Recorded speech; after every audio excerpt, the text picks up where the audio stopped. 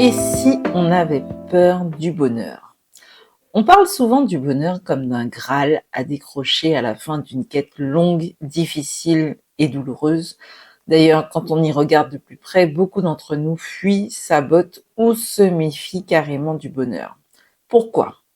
Pourquoi l'évocation de ce mot, qu'on imaginerait résonner plutôt comme une caresse, déclenche une crispation, une retenue, voire parfois un mouvement de recul?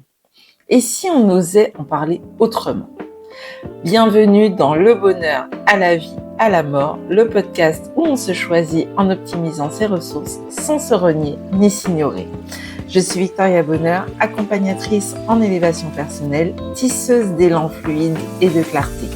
Ce podcast est un espace de réflexion sans injonction pour ceux et celles qui veulent vivre autrement, avec plus de justesse, plus de paix et plus de présence. Dans cet épisode, on va parler de la peur du bonheur et pourquoi, quand on évoque ne serait-ce que l'idée du bonheur, il y a davantage de réticence, de frein que d'élan. Et oui, car dans l'inconscient collectif, le bonheur, ça rime bien plus avec exception, peur et douleur qu'avec joie, succès et réussite. Inconsciemment, beaucoup se disent « il y a une bonne heure » qui n'arrive qu'une seule fois dans la vie, ou c'est tellement rare que si on la rate, c'est foutu. Le bonheur, c'est une perspective pas si confortable. Le bonheur n'est pas neutre car il nous active, il nous expose. Quand on est heureux, on n'a plus d'excuses, on n'a plus de cachette, et pour certains, c'est carrément dangereux. D'ailleurs, dans mes ateliers, quand j'interroge les participants sur leur vision du bonheur et de la joie, plusieurs personnes me répondent régulièrement « Quand on est trop heureux, on est inquiet parce qu'on se demande qu'est-ce qui va se passer ensuite ?»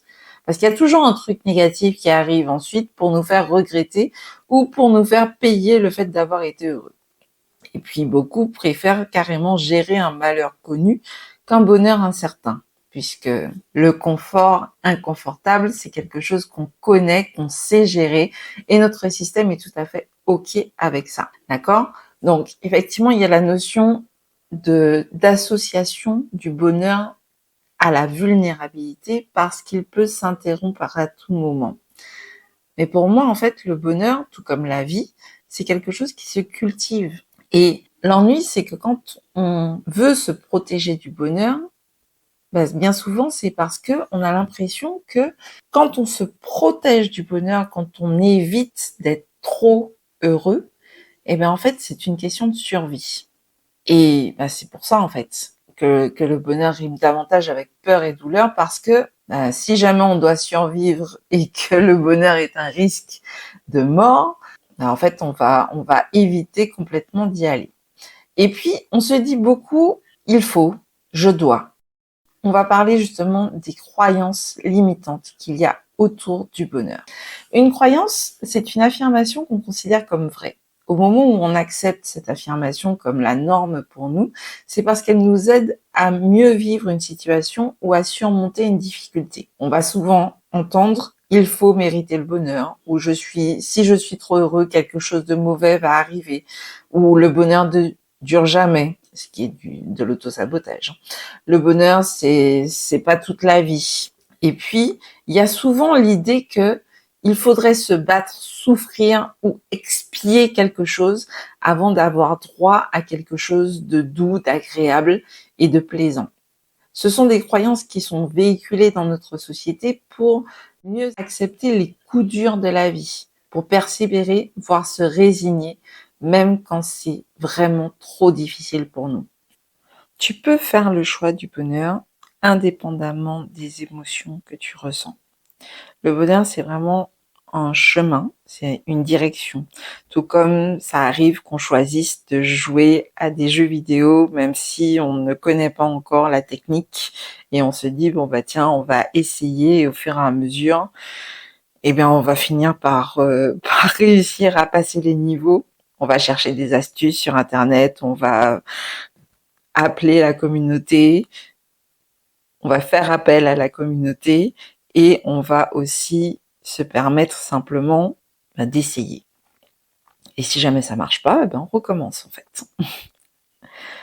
Le choix du bonheur, c'est quelque chose qui se fait quotidiennement, tout comme tu choisis chaque jour d'aller prendre une douche ou de manger ou de sortir de ton lit ou de boire, etc., etc. Le bonheur, c'est décider d'agir pour que si tout à l'heure tu te casses la figure, tu sois OK de te dire ou de penser, ben là, c'est un peu douloureux, OK, mais c'est bien par là que je veux aller. Et pour ensuite être en mesure de te relever et de continuer. On a tendance à se cacher derrière la peur de l'échec quand on veut faire quelque chose de nouveau parce que c'est populaire. On se dit, en fait, ce qui m'empêche d'avancer, c'est la peur de l'échec. Alors que techniquement, quand on ne vit pas ce qu'on veut, en fait, on est déjà dans une situation d'échec. Et le fait de vivre, d'y survivre carrément, en fait, pour notre système personnel, notre équipe interne, c'est une victoire parce que pour notre système personnel, la seule chose qui compte, c'est qu'on reste en vie. Et ce qui fait vraiment peur dans la perspective du bonheur, c'est le changement de cet état. Même si à l'heure actuelle, ce que tu vis, c'est inconfortable, mais en fait, c'est quelque chose que tu connais, que tu sais gérer et auquel tu survis, techniquement. Parce que si jamais tu es en train de m'écouter, je pense que c'est parce que tu as envie. Alors, pourquoi le bonheur fait-il autant peur? Aujourd'hui, alors que je m'apprêtais à démarrer ce nouveau podcast, Le bonheur à la vie, à la mort, en y pensant, j'ai eu des palpitations. Parce que ce podcast répond à un élan de mon cœur que je repousse depuis plusieurs mois. Par peur de réussir, par peur de briller peut-être, par peur de trahir ce que je fais habituellement parce que aujourd'hui, je fais différemment. Par peur d'être entendue aussi par des inconnus sur des sujets divers et variés que jusqu'ici je n'abordais qu'avec des personnes engagées pour les découvrir. Pourtant, je sens que c'est aussi par ce biais que je vais aider plus de personnes à s'autoriser à s'épanouir. Et d'ailleurs, si jamais tu es toujours connecté là à m'écouter, je considère que tu as fait le choix d'entendre ma vision sans la considérer comme une injonction. Et je t'en remercie. Choisir ou pas de prendre la direction du bonheur, c'est presque politique dans le sens de la définition du dictionnaire Le Robert. C'est relatif à l'organisation, à l'exercice du pouvoir dans une société organisée. C'est exercer un pouvoir sur soi-même, sur sa vie. C'est décider de prendre les rênes, même si ça signifie parfois partir à l'aventure, créer un nouveau chemin et accepter qu'il nous propose ou qu'on rencontre à travers ce chemin des expériences inattendues. Si on considère que la vie est faite de cycles, opter pour le bonheur, pour moi, c'est comme démarrer un cercle vertueux. Selon moi, le bonheur n'est pas un luxe, c'est ce qui me permet de rester en vie. C'est un appel à l'alignement de soi, c'est une cohérence entre ce qu'on veut, ce qu'on fait, ce qu'on ressent et ce qu'on vit. On appelle ça aussi la congruence. C'est le fait de coïncider, de s'ajuster parfaitement, selon la définition du dictionnaire Larousse. Et donc, si jamais le bonheur n'est pas une récompense, mais un point de départ, parce qu'on a tendance à imaginer le bonheur comme une photo figée, un idéal, mais pour moi, le bonheur peut être fluide, quotidien, émouvant. Ce n'est pas un pic permanent, c'est un fil conducteur. Et oui, il va cohabiter avec la peur, la colère, le dégoût, la tristesse, la joie, toutes les émotions qui peuvent nous traverser, les incertitudes, la nuance, mais surtout l'élan du cœur. Par exemple, on peut ressentir un moment de paix au milieu du chaos. On peut éclater de rire alors qu'on est en deuil. D'accord? Donc aujourd'hui, je te propose une option pour inviter davantage de bonheur dans ta vie. Et si jamais ça t'intéresse pas, tu es libre d'arrêter d'écouter dès maintenant, si tu veux. Si tu continues cette écoute, je te remercie et je t'invite à prendre 3 grandes respirations. On inspire par le nez, on souffle par la bouche. On va le faire ensemble, si tu veux bien. On inspire, on souffle. Encore une fois.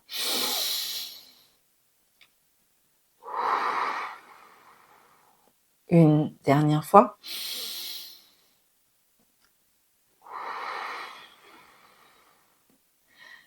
Et puis, je t'invite à écouter ce qui vient en observant ce que ça te fait et ce qui pourrait réagir en toi. À partir de maintenant, tu t'autorises à te sentir bien, même si tout n'est pas parfait. Tu t'autorises à ressentir de la joie, de la tristesse, de la colère, de la peur, du dégoût, sans devoir le justifier. Tu sais que toutes ces émotions t'apportent des informations précieuses dont tu te sers pour ramener de la cohérence dans ton expérience de vie. Tu t'autorises à savourer ce qui est doux, sans attendre qu'un élément extérieur t'y autorise. Tu prends conscience que tu n'es pas ici pour mériter le bonheur, tu es là pour l'habiter. Tu t'autorises à inviter la lumière à entrer dans ta vie et tu lui fais de la place pour la laisser circuler, même si tu as l'impression d'avoir longtemps vécu dans l'ombre. Tu t'autorises à désirer sans culpabilité et à trouver des moyens bons pour toi et pour les autres de concrétiser tes envies. Tu expérimentes de sourire sans raison, sans vigilance, sans vérification. Tu choisis de te sentir vivante ou vivant, sans peur que ça ne t'échappe, parce que tu sais que tu as la capacité d'attirer à toi ce qui te fait du bien à chaque instant et de différentes façons. Tu comprends que cultiver le bonheur contribue à te maintenir en bonne santé et que cette bonne santé te permettra de vivre davantage d'expériences. Tu observes que plus tu choisis la joie en conscience, plus tu as l'énergie de concrétiser tes rêves et plus tu es disponible quand c'est nécessaire pour ton entourage et pour t'acquitter de tes obligations. Même si le bonheur des autres ne t'appartient pas, nourrir ton bonheur permet aux autres de construire le leur à leur façon. Choisir la joie, c'est accepter ta puissance et activer ton énergie pour toi et pour ceux que tu aimes. Choisir de prendre le chemin qui te rend heureux ou heureuse, c'est permettre à ton entourage de te découvrir et de t'aimer pour ce que tu es profondément, en les accueillant de manière bien disposée pour les recevoir. Ce n'est pas un luxe à payer plus tard, c'est une amélioration de ton quotidien pour le mieux de tous. La joie est à ta portée, disponible pour toi dès maintenant, sans condition. Tu peux y accéder juste en y pensant. Tu respires, tu penses à une situation où tu ressens du plaisir à agir, à être là, à juste exister. Tu souris ou tu dis merci et la joie est déjà là. C'est un souffle, une perception, une mémoire, une permission d'exister pleinement. Et aujourd'hui, même pour un instant, tu t'y connectes là maintenant en disant à haute voix: je m'autorise à vivre le bonheur, à la vie, à la mort. Respire profondément et prends le temps de revenir à toi. Je t'invite également à noter ce que ça t'a fait d'entendre ça. Et si jamais tu en ressens le besoin, tu peux réécouter les passages qui te font du bien autant de fois que nécessaire.